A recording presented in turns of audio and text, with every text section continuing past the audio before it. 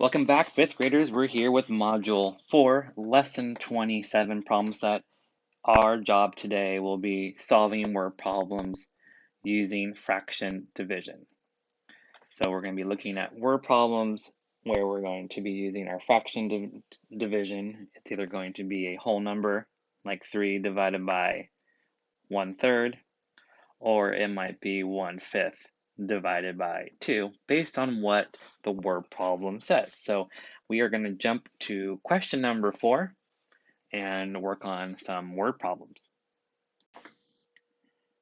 All right, for number 4, the word problem says a pallet holding 5 identical crates. So let's go ahead and circle that, 5 identical crates, weighs 1/4 of a ton. Question says, how many tons does each crate weigh? And so they want us to draw a picture to support this. So we really need to analyze that small, simple sentence right here. A pallet holding 5 identical crates weighs 1/4 of a ton. So we know that we are going to be doing our tape diagram to support our answer. But the question is, how are we going to be labeling the top? Is it going to be 5 up on top, or will it be another number? So let's read one more time. A pallet holding 5 identical crates. So these 5 crates all together weighs 1/4 of a ton. So one more time, 5 crates all together weigh 1/4 of a ton. So that tells me that I need to show that this tape diagram is going to be the weight. It's going to be ton. And since we have a tape diagram, this tape diagram is going to represent 1 whole ton. So let's go ahead and label that. But going back, remember, a pallet holds 5 identical crates that all together weigh 1/4 of a ton. So that tells me that I need to go now and take my ton and split it up into fourths. And here is 1/4 of a ton. 1/4 of a ton. I'll go ahead and label that 1/4 of a ton. So this is 1/4 of a ton, and back in the word problem, 5 identical crates weigh exactly 1/4 of a ton. The question says, how many tons does each crate weigh? So that means right here, this 1/4, we are going to go ahead and now split it up into 5 equal pieces. And the reason why we're doing that is because those 5 equal pieces are going to represent crate number 1, crate number 2, crate number 3, crate number 4, and crate number 5. Because we have 5 identical, they're going to be the same weight, and all together these 5 crates equal 1/4 of a ton. Now, once we do that, we need to continue to do the same thing over in the other fourths, because what they want us to find is the new weight of each crate. And so we need to go ahead and separate all of the parts, all of these fourths, into 5 equal parts. And so now you can see that there are now 20 equal parts. And so we need to figure out what the weight in ton of just one crate. Because remember, each crate is identical, they will be the same. So technically I need to figure out what this weight is of crate number 1. Well, this little piece is going to be 1 out of, how many total pieces do we have? We have 20. So here's what we did. We actually first drew and modeled that we had 1/4, and then we divided that 1/4 into 5 pieces for the 5 crates. Then we continued on to divide all the other fourths into 5 pieces, and we found out that the answer to the word problem is 1/20th. And that kind of follows the pattern. Remember, we have a fraction divided by a whole number. Our answer will be a fraction. And that little trick is you take the denominator and you take the whole number, you multiply them together, and that becomes your new denominator in the quotient. So now we can go ahead and answer the question. Each crate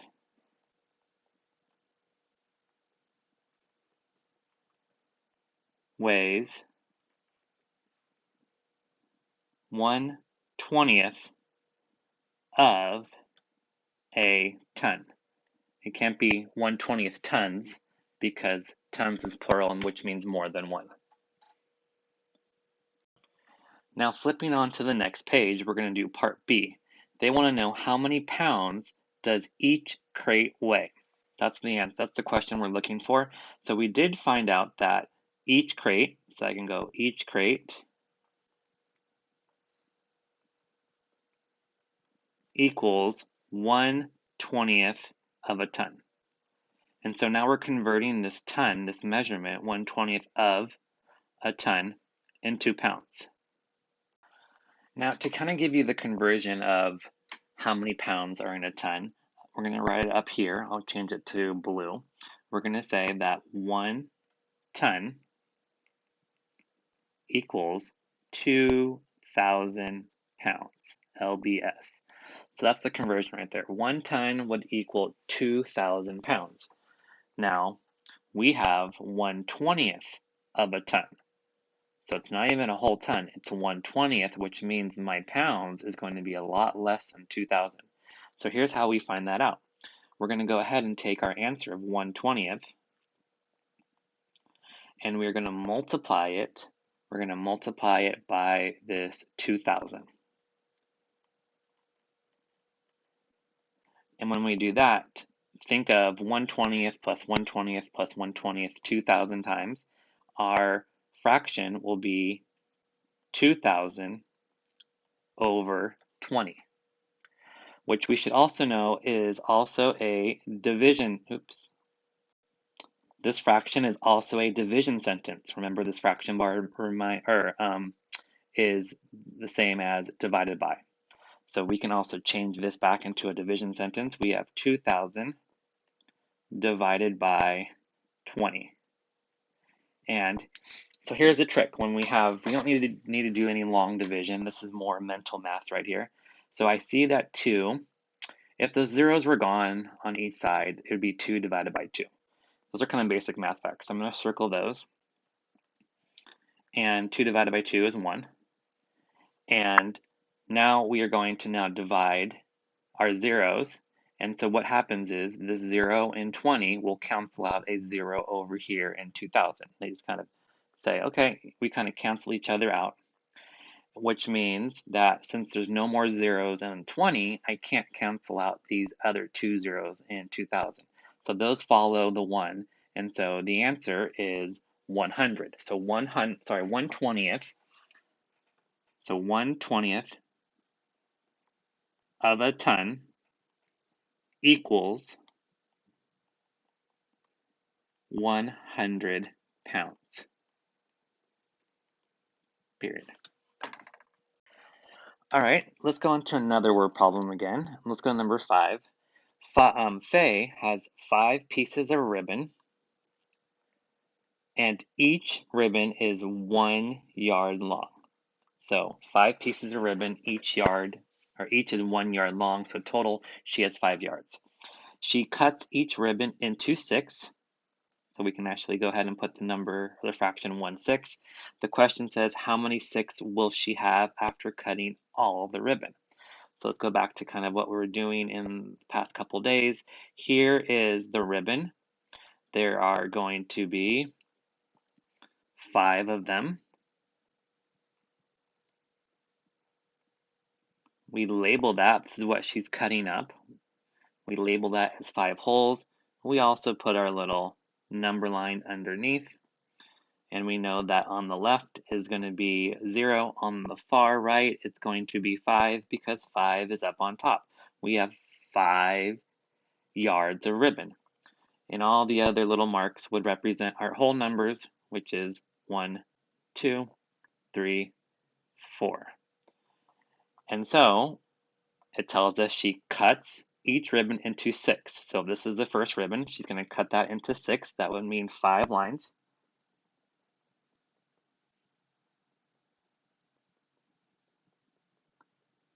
So let's think about this.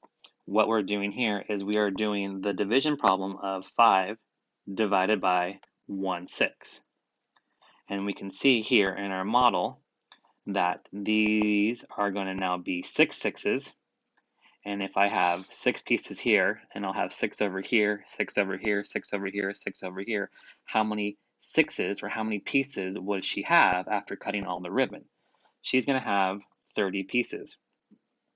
Remember, the trick is when you take a whole number and divide it by a fraction, your answer is going to be a whole number because it should match the whole number. Not only match the whole number, but it should be a whole number because your dividend is a whole number. And then all we need to do is do 5 times 6, and that gave us the answer of 30. So let's go ahead and write how many sixes will she have after cutting all the ribbon. She will have 36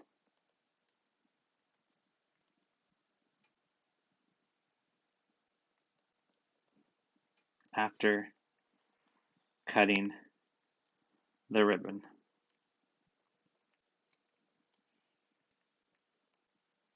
Period. B says, how long will each 6 be in inches? And so we have how long will each 6 be in inches? Now, if I scroll back up and I look at 5A, all of these little sixes are going to be a measurement of a yard. So this is 1/6 of a yard. This is another 6 of a yard, another 6 of the yard. So each 6 is technically a yard because that's what it says up in problem 5A.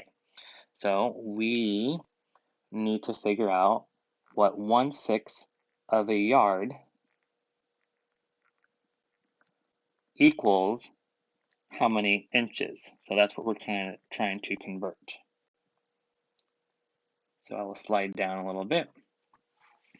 And so what we need to figure out is first, let's figure out, okay, if we had 1 yard, how many inches would we be, or would we have?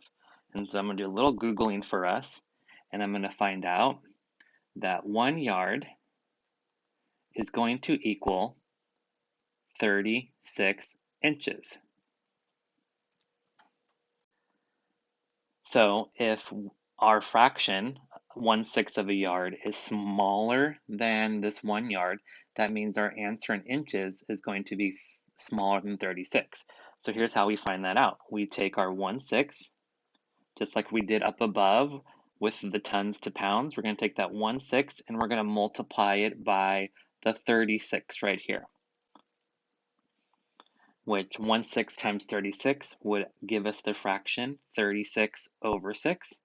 And remember that 36 over 6 also means 36 divided by 6, which goes in evenly. If you use the multiplication chart, you would know that the answer would be 6. So 1/6 of a yard is actually going to be 6 inches. And let's do the last problem, number 6. It says a pitcher is filled with water. 1/8 of the water is poured equally into 2 glasses. They want to know what fraction of the water is in each glass.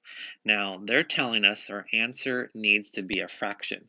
And so when it's telling us it needs to be a fraction, that will give us a clue that we are going to be dividing a fraction by a whole number, because it's asking our answer should be a fraction, and the only way for it to be a fraction is if the dividend, the number in front of the division sign, is a fraction. So remember, it's going to be a fraction, and the pattern is we're going to take the denominator and the whole number and multiply it together.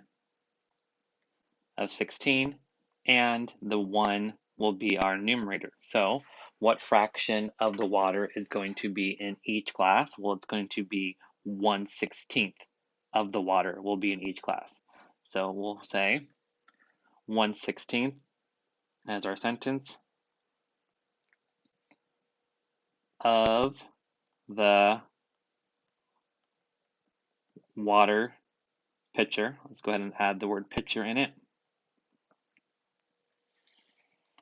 Is in each glass, period. Now B says, if each glass had 3 fluid ounces of water in it, let's go ahead and circle that, 3 fluid ounces of water in each glass, how many fluid ounces of water were there in the full pitcher? So how many fluid ounces of water would be in the full picture? So let's kind of go back to 6a and let's just show it as a model of what it would look like in a tape diagram. That might help us answer this question. Okay, well, this is going to represent the whole glass pitcher of water. So this is going to represent 1, and let's go ahead and put water. This is 1 water pitcher. And it says back up here that 1/8 of the water is poured equally. So that tells me that I need to take my tape diagram and break it up into 8ths. That means I need to go ahead and do 7 lines.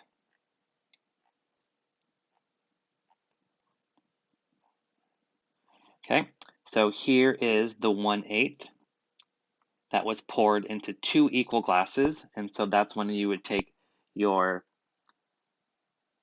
1/8 and break it up into 2 pieces, 1 for glass 1, 1 for glass 2. You would also do the same with the other 8ths.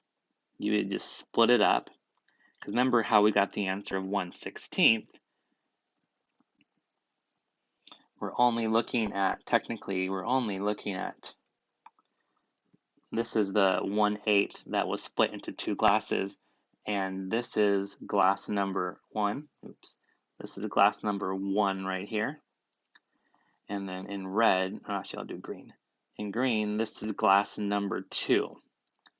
And that's how we got the answer of 1/16. This little guy, this little piece right here represents 1/16. But the word problem says if each glass had 3 fluid ounces of water in it, so that means now I can actually put the number 3 in it. That means the other glass would have 3 fluid ounces. That means all of the other pieces would have 3 in it, or what I could do is combine the 2 pieces and make them 6.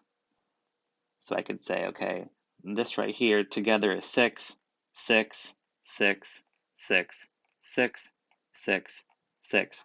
So we have how many 6s? Well, here's 1 6, 2 6, 3 6, 4 6, 5 6, 6, 6, 7 6, 8 6. So now we can go ahead and say, okay, 8 times 6 would give us the answer of 48. So that means there's 48 fluid ounces in the whole entire water pitcher. And let's write our sentence. There are 48 fluid ounces of water in the full pitcher.